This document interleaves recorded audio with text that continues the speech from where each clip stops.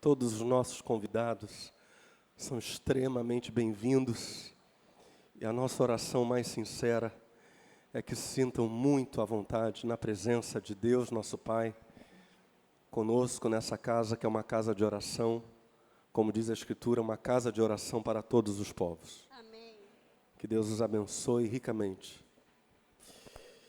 1 de Pedro, capítulo 1, a partir do verso 1 diz: Pedro, apóstolo de Jesus Cristo, aos eleitos que são forasteiros da dispersão no Ponto, Galácia, Capadócia, Ásia e Bitínia, eleitos segundo a presciência de Deus Pai, em santificação do Espírito, para a obediência, diga para a obediência e a aspersão do sangue de Jesus Cristo. Graça e paz vos sejam multiplicadas.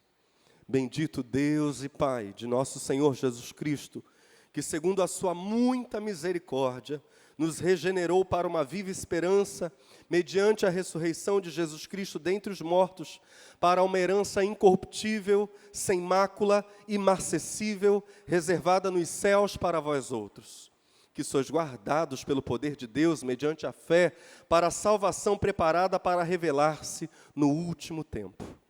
Nisso exultais, embora no presente, por breve tempo, se necessário, sejais contristados por várias provações, para que o valor da vossa fé, uma vez confirmado, muito mais precioso do que o ouro perecível, mesmo apurado por fogo, redunde em louvor, glória e honra na revelação de Jesus Cristo, a quem, não havendo visto, amais, no qual, não vendo agora, mas crendo, exultais, com alegria indizível e cheia de glória, obtendo o fim da vossa fé, a salvação das vossas almas. Foi a respeito desta salvação que os profetas indagaram e inquiriram, os quais profetizaram acerca da graça a vós outros destinada, investigando atentamente qual a ocasião ou quais as circunstâncias oportunas indicadas pelo Espírito de Cristo, que neles estava, ao dar de antemão testemunho sobre os sofrimentos referentes a Cristo e sobre as glórias que os seguiriam. A eles foi revelado que não para si mesmos, mas para vós outros, ministravam as coisas que agora vos foram anunciadas por aqueles que pelo Espírito Santo enviado do céu vos pregaram o Evangelho, coisas essas que os anjos anelam perscrutar. Por isso, cingindo o vosso entendimento, sede sóbrios. Olhe para a pessoa que está perto de você e diga: seja sóbria. Sede sóbrios e esperai inteiramente na graça que vos está sendo trazida na revelação de Jesus Cristo. Como filhos da obediência, não vos amoldeis às paixões que tinhais anteriormente na vossa ignorância. Pelo contrário, segundo é santo aquele que vos chamou, tornai-vos santos também vós mesmos em todo o vosso procedimento, porque escrito está: sede santos, porque eu sou santo. Ora, se invocais como Pai, aquele que sem acepção de pessoas julga segundo as obras de cada um, portai-vos com temor durante o tempo da vossa peregrinação, sabendo que não foi mediante coisas corruptíveis, como prata ou ouro, que fostes resgatados do vosso fútil procedimento que vossos pais vos legaram, mas pelo precioso sangue, como de cordeiro, sem defeito e sem mácula, o sangue de Cristo, conhecido com efeito antes da fundação do mundo, porém manifestado no fim dos tempos, por amor de vós, que por meio dele tendes fé em Deus, o qual o ressuscitou dentre os mortos e lhe deu glória, de sorte que a vossa fé e esperança estejam em Deus. Agora preste atenção na finalização desse capítulo. Tendo purificado as vossas almas, pela vossa obediência à verdade, tendo em vista o amor fraternal não fingido, amai-vos de coração uns aos outros ardentemente, pois fostes regenerados, não de semente corruptível, mas de incorruptível, mediante a palavra de Deus, a qual vive e é permanente. Pois toda a carne é como a erva, e toda a sua glória como a flor da erva. Seca-se a erva e cai a sua flor. A palavra do Senhor, porém, permanece eternamente. Ora, esta é a palavra que vos foi evangelizada. Amém. Amados, esse texto basicamente fala sobre um chamado de Deus, na verdade uma predestinação de Deus, ou uma predefinição de um propósito existencial, algo definido por Deus na eternidade passada, muito antes, como diz a Escritura, um cordeiro que foi morto antes da fundação do mundo, uma predestinação, um propósito pré-estabelecido por Deus antes da fundação do mundo, no seu plano de crucificação do seu Filho único, que é, diz Pedro, a nossa santificação. Em suma, o que o capítulo 1 de 1 Pedro está dizendo para nós é: em Cristo Jesus, na cruz do Calvário, o Deus que nos ama e nos ama tanto que deu o seu único Filho para perdão dos nossos pecados, não planejou apenas apagar os nossos pecados passados.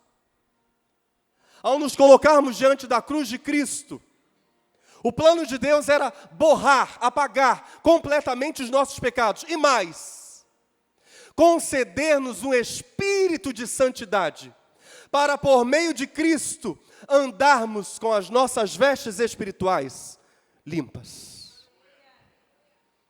Esse era o propósito eterno de Deus, é o que Pedro está dizendo. Deus sonhou com um povo santo. Esse era o plano dele. Deus sonhou com cada um de nós vencedores sobre o mal. Deus não sonhou com o povo derrotado. Os meus filhos estão perdoados, mas agora eles continuam capacho do diabo. Nunca foi esse o propósito de Deus. Meus filhos estão perdoados, mas meus filhos estão agora pelo Espírito Santo empoderados. Diga comigo, empoderados.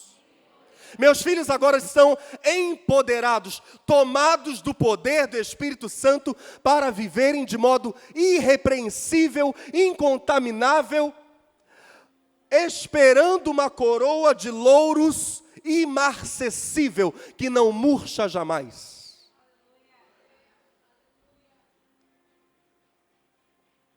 Mas isso é um problema. O mistério da santificação e o nosso chamado para a santificação traz consigo um problema lógico. E o problema é o seguinte: Adão e Eva no jardim comeram do fruto. E ao comerem do fruto, presta bem atenção, aquilo que nós comemos é o que nos constitui. Nós somos o que comemos e bebemos, fisicamente falando. Ao comerem do fruto, Adão e Eva passaram a ter o fruto na sua constituição. Ainda mais que aquela árvore era uma árvore sobrenatural. Algo fora do comum. Bem como a árvore da vida que estava no centro do jardim, diz a Escritura no livro de Gênesis. O fruto, passando a ser constituinte de Adão e Eva, trouxe para eles uma natureza pecaminosa.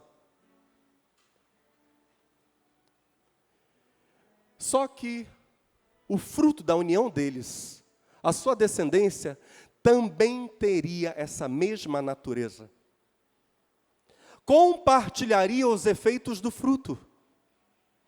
Isso é um problema inescapável, por mais que eu e você busquemos a Deus. Nesta natureza, não seremos naturalmente 100% puros.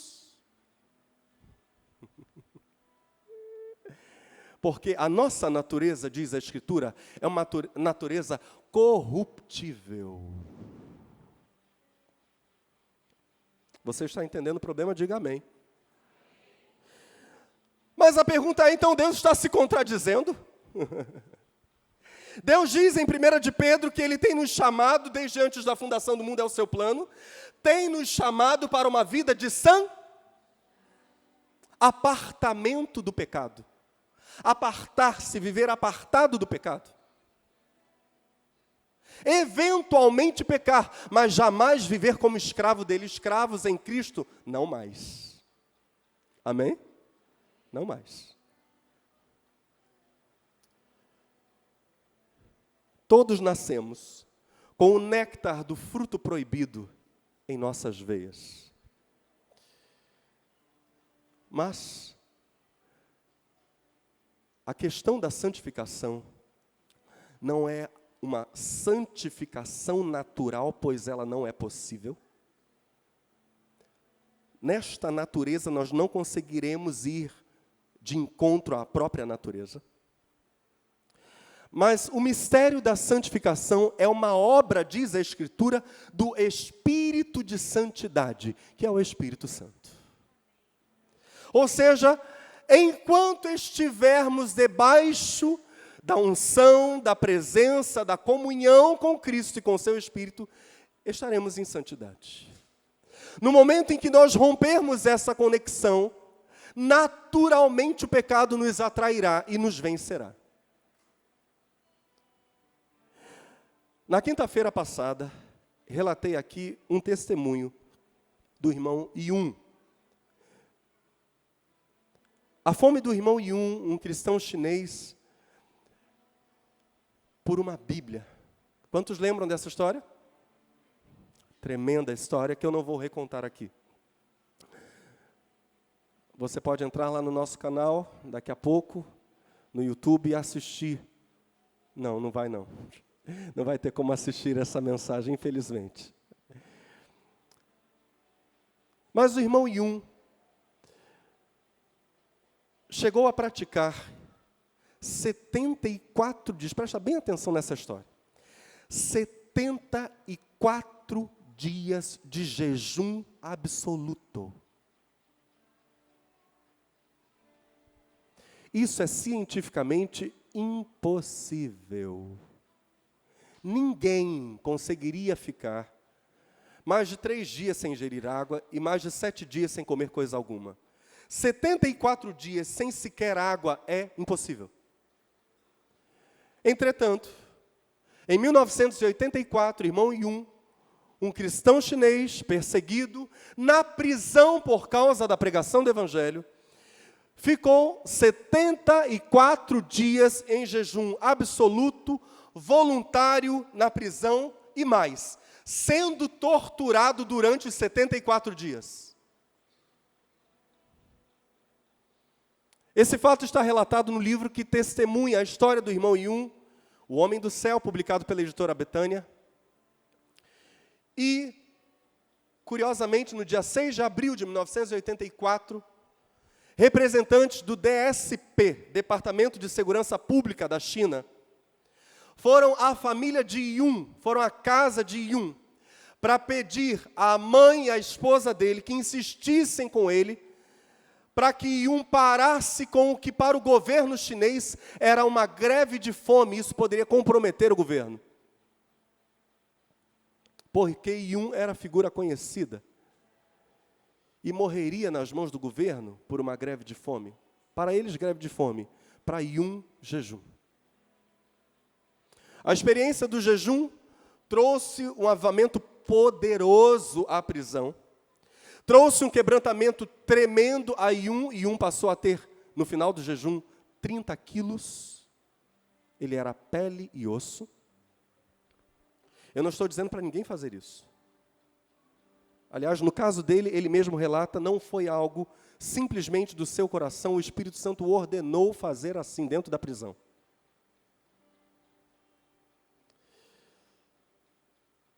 Em meio a muitos milagres, eu gostaria de relatar para vocês.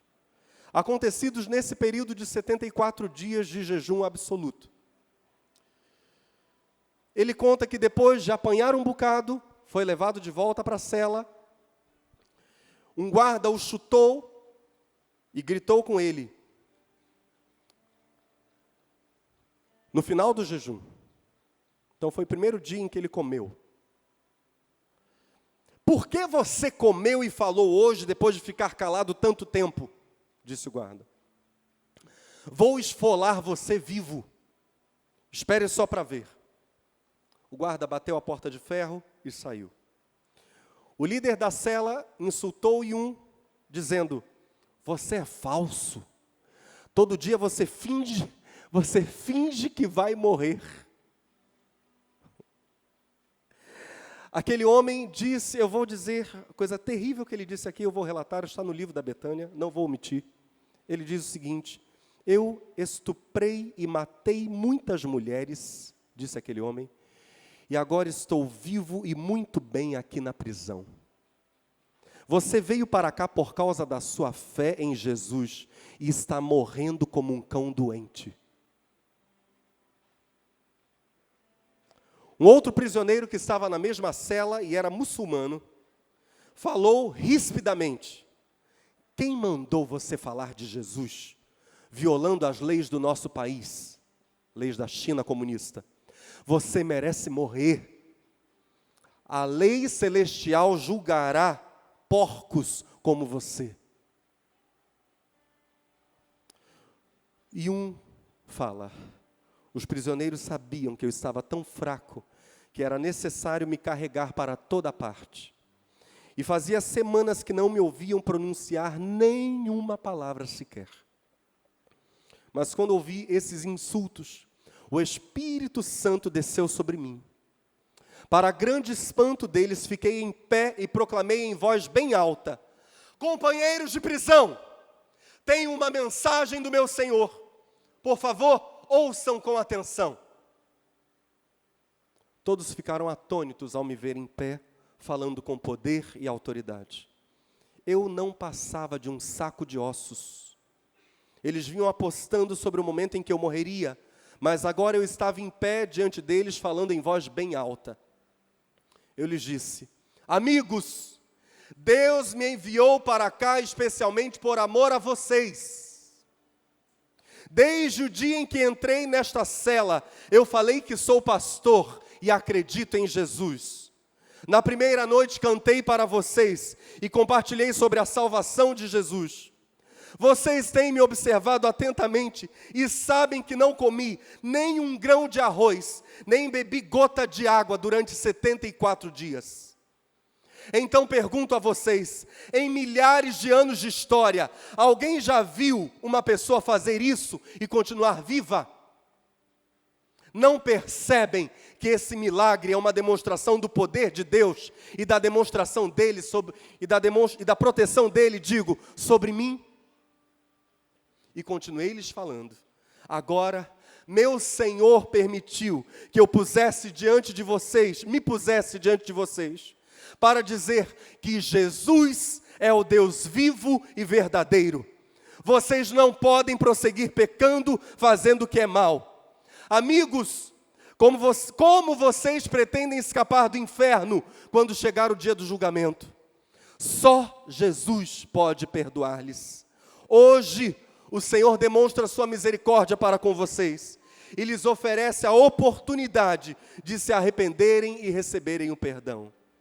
Todos devem se ajoelhar diante de Jesus Cristo, confessar os pecados e pedir perdão a Deus. Não há outra forma de vocês escaparem da punição do inferno. Quando acabei de falar, foi como se uma bomba tivesse caído sobre aqueles homens. Eles não conseguiam se controlar. O líder da cela foi o primeiro a se aproximar e cair de joelhos. Ele gritou: o que eu tenho de fazer para ser salvo? Os outros também se ajoelharam, inclusive o muçulmano. Todos gritavam: o que temos de fazer para ser salvos? Como podemos receber o perdão de Deus? Cada um daqueles homens endurecidos pelo pecado recebeu o Senhor Jesus Cristo, arrependendo-se dos seus pecados com muitas lágrimas. Além disso, sentiam-se culpados pela forma como haviam me tratado. Eu não vou relatar aqui, que é muito terrível, meus irmãos. O livro é um livro de martírio muito terrível, a igreja perseguida. Eu lhes perdoei exatamente como José perdoou a seus irmãos. Animei-os, dizendo: vós, na verdade, intentastes o mal contra mim, porém Deus o tornou em bem, para fazer, como vedes agora, que se conserve muita gente em vida.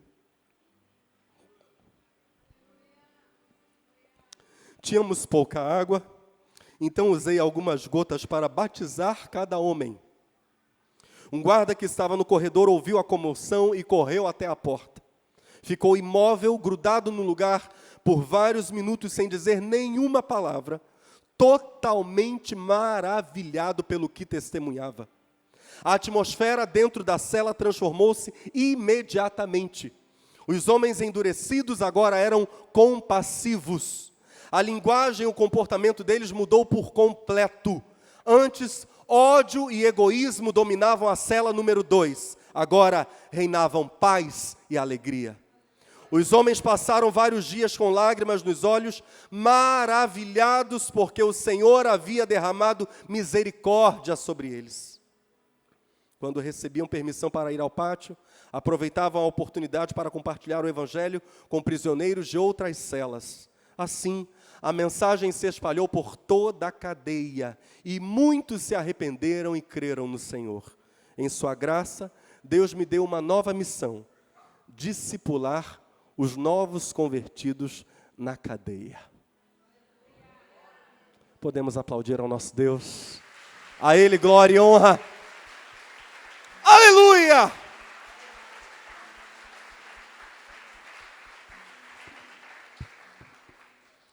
Pedro vai dizer que o segredo da santidade não é uma carne lutando sozinha, não é uma mente pensando positivo, é um coração sujeito a Cristo, é uma mente rendida ao Espírito. Sempre estaremos sendo santificados.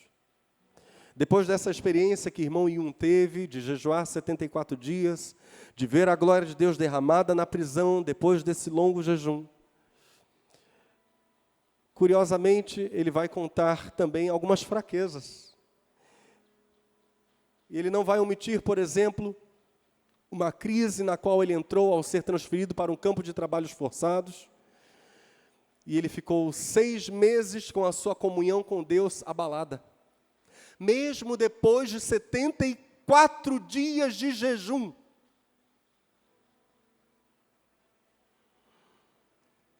Em meio aos trabalhos forçados, a sua fé balançou.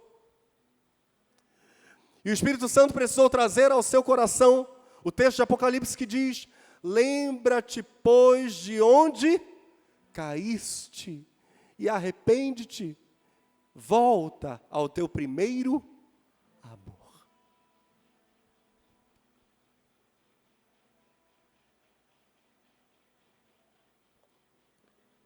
Eu quero comentar com vocês rapidamente alguns inimigos da santidade. Alguns inimigos desse processo de andarmos bem longe do pecado e pertinho de Jesus. E pertinho do Espírito Santo. Quantos aqui têm fome do Espírito Santo? Aleluia. Esse Espírito santificador.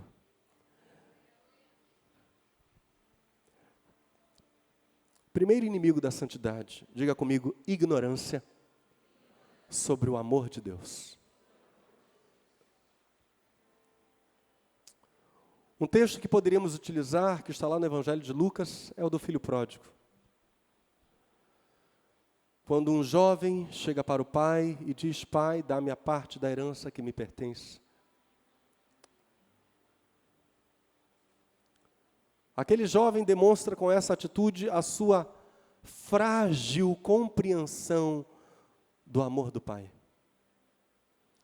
Ele não sabia que dentro da casa do pai ele poderia desfrutar de todos os bens, juntamente com a companhia de seu pai, de seu irmão, de toda a sua casa. Ele achava que para ser feliz, ele precisava andar por caminhos de falsa liberdade.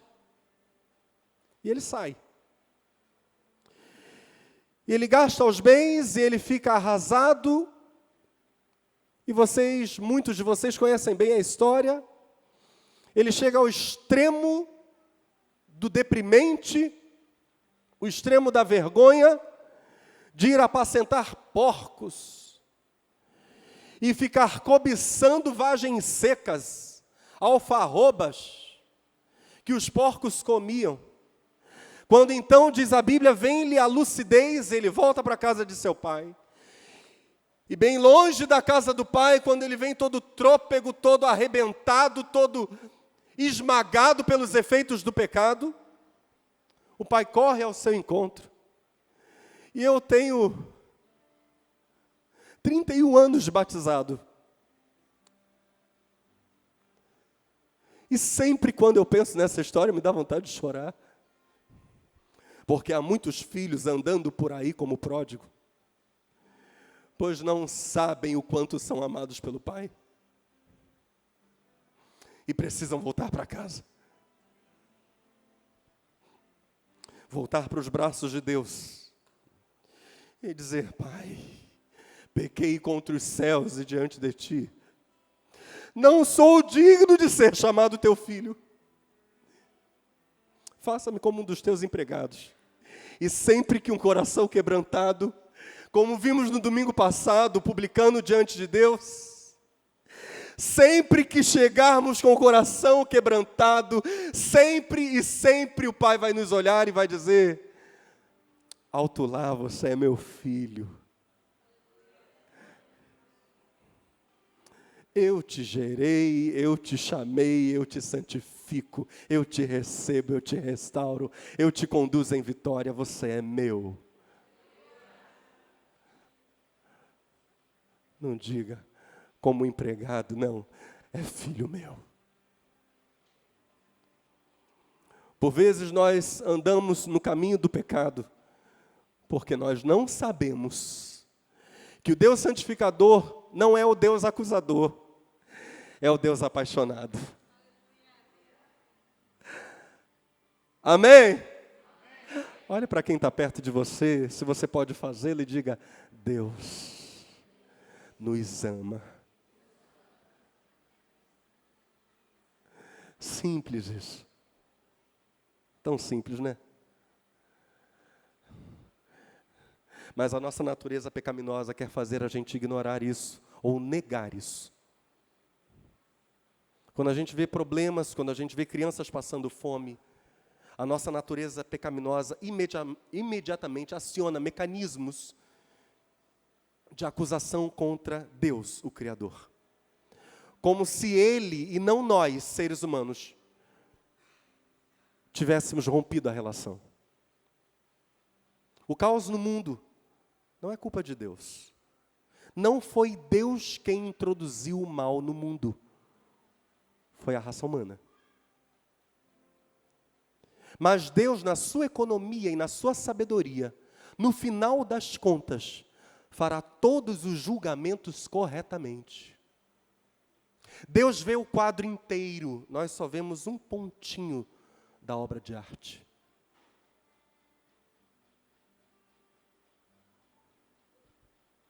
Deus é perfeito. E Deus é amor. Não ignore que Deus é amor. Não se esqueça que Cristo veio ao mundo para perdoar os pecados por amor. Eu estava pensando no momento em que a gente se converte. Cadê a Karina? Está lá. Estava linda no Pibauá News, né, gente?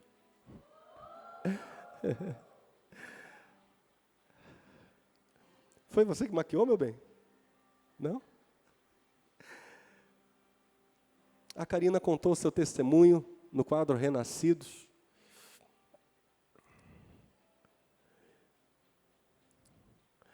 Eu estava pensando no momento da conversão, ao preparar essa mensagem.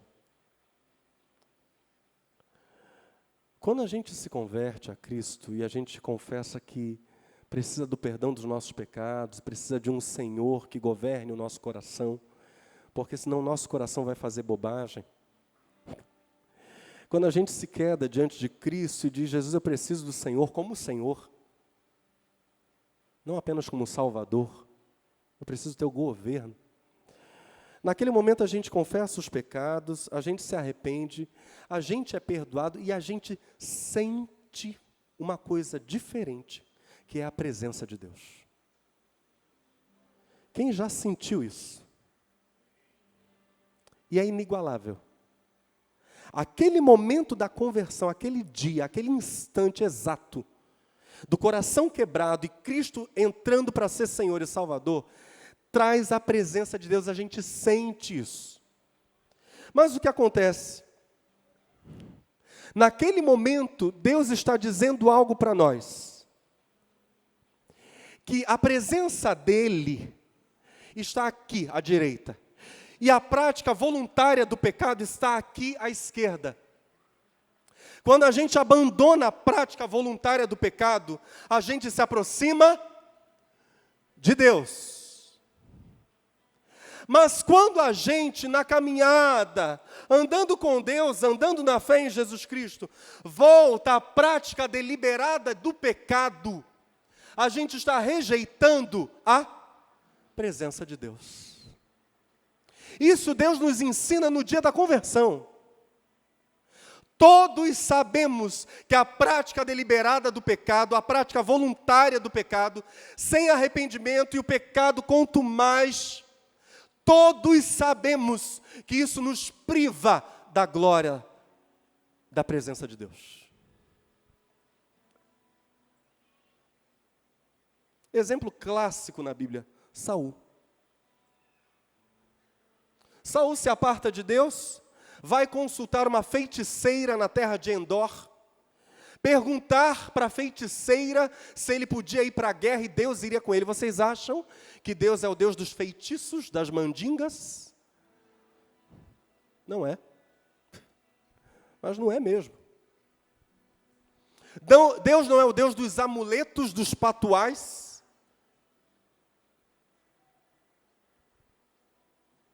Deus é o Deus todo-poderoso, santo e invisível.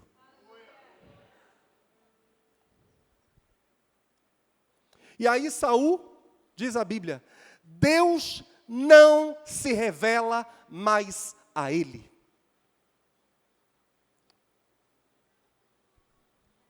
Até então, período dos juízes, Deus levantava juízes, falava com eles.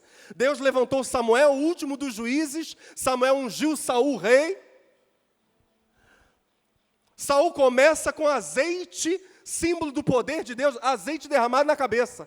E ele vai chegar ao extremo de consultar uma fei. Meu Deus! Que decadência! Apartou o seu coração do Senhor, a feiticeira, usada por Satanás, diz, vai para a guerra e você vai prosperar. Não, não diz nem isso. Um falso Samuel aparece na história. E diz, amanhã você e seus filhos estarão comigo, na terra dos mortos. Negócio terrível. O inimigo lançou maldições e mais maldições sobre Saul. E elas se cumpriram? Sim. Infelizmente, sim. O pecado é o exato oposto de Deus. A prática voluntária do pecado é o exato oposto de Deus.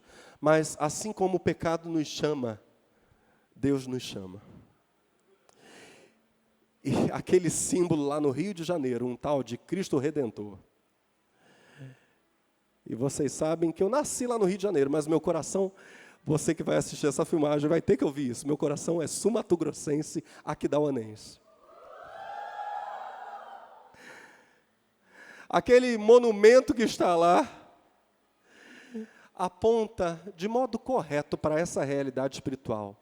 Deus nos ama, Deus nos chama, e Deus nos chama como Pai, como Abba. Hoje pela manhã eu estava comentando com algumas irmãs, e eu já vou encerrar essa palavra, porque eu acho que você já entendeu o que Deus quer te dizer. Vou falar só mais um perigo, mais um inimigo da santidade. Mas antes eu quero contar algo para você. Hoje pela manhã estava conversando com irmãs que são professoras da EBD e comentava com elas sobre uma revolução silenciosa para nós, mas evidente nos dias do Novo Testamento, que Cristo fez.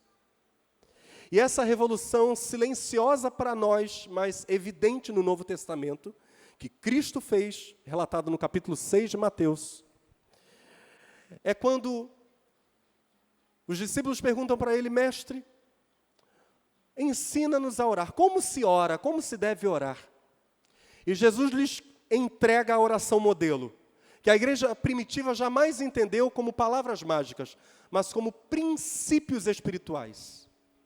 Quando a gente olha para o livro de Atos, os relatos sobre a igreja primitiva, a gente vai ver a igreja orando aqueles princípios, todos eles vão entrar em operação.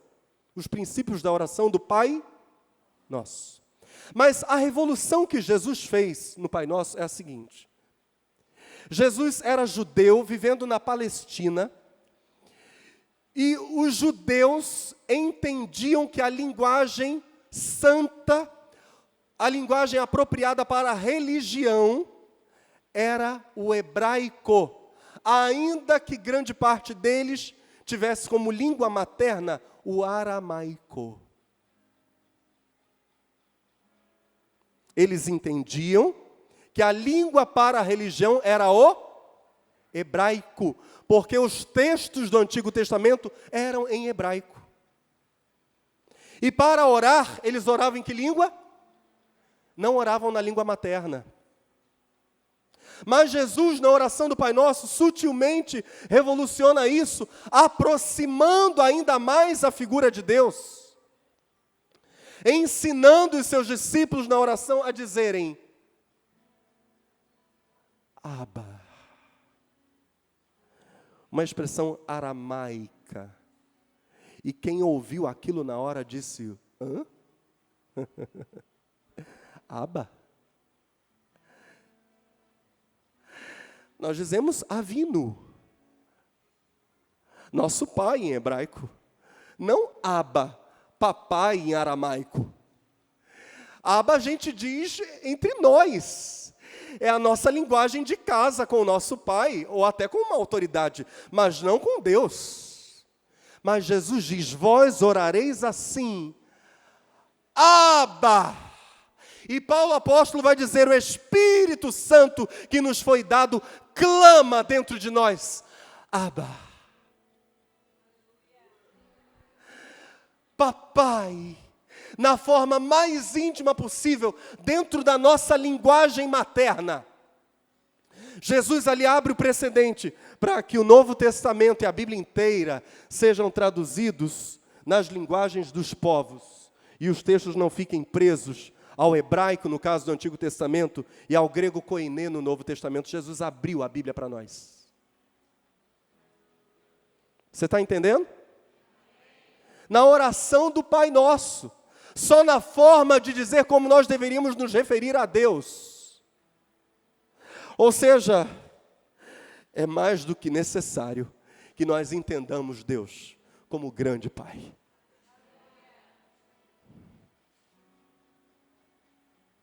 Está muito fraco esse aleluia de vocês.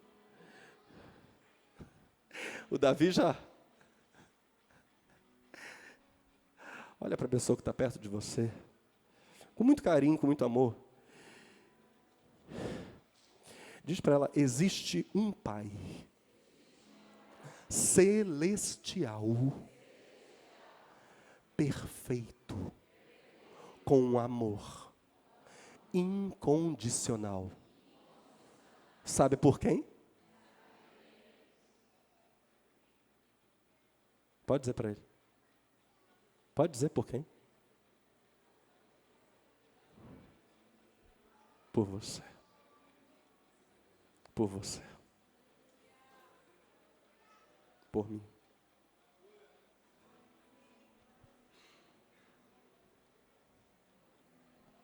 Em segundo e último lugar, um outro grande inimigo da santidade. O primeiro é a ignorância acerca de Deus o Pai, acerca do amor de Deus. O segundo e último é, diga comigo, mente esquecida. Jesus vai falar sobre isso na parábola do semeador.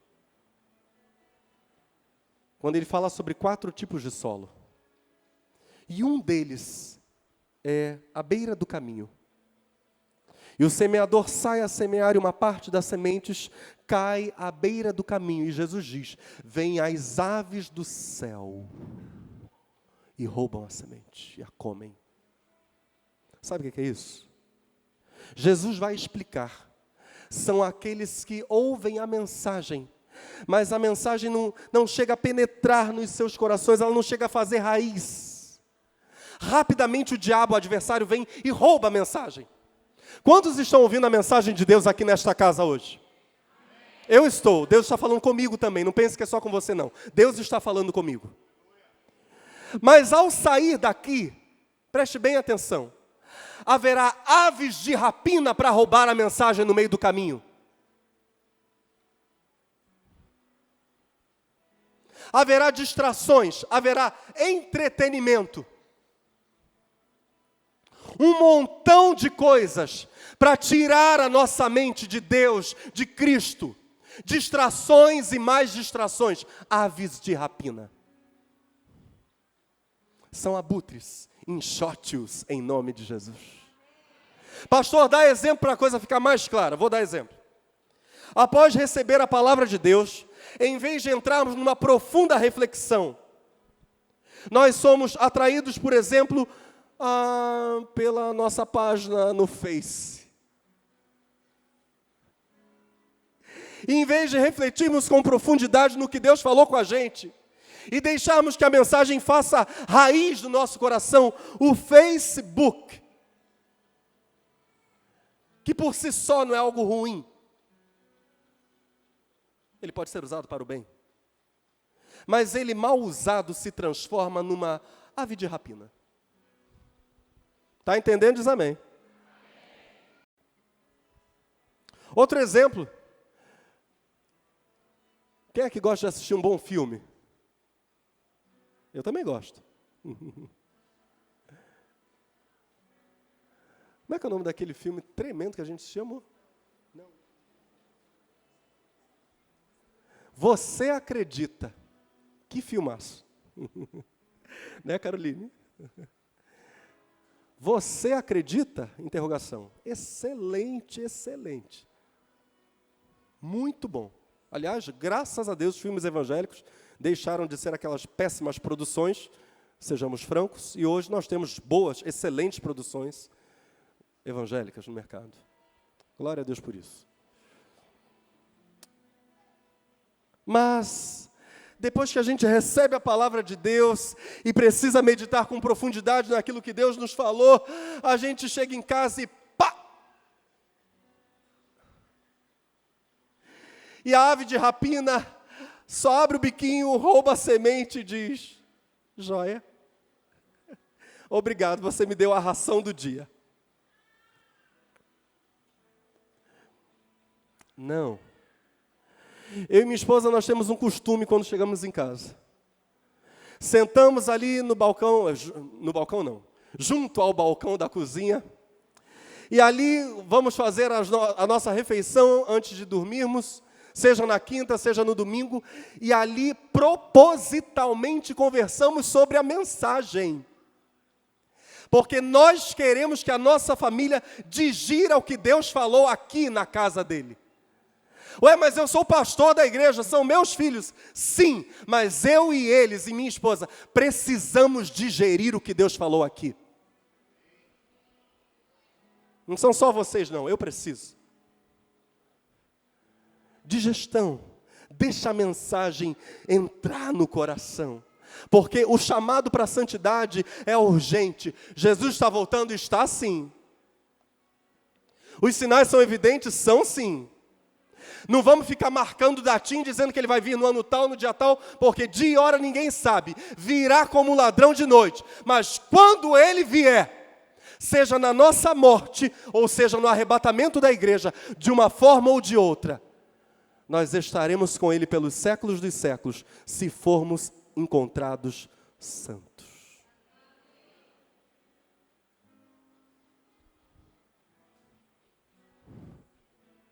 Prepara-te, preparemo-nos, criamos nesse grande amor, rendamo-nos a esse grande amor e tenhamos uma mente atenta, vigilante, sem nos distrairmos quando Deus falar conosco. Amém?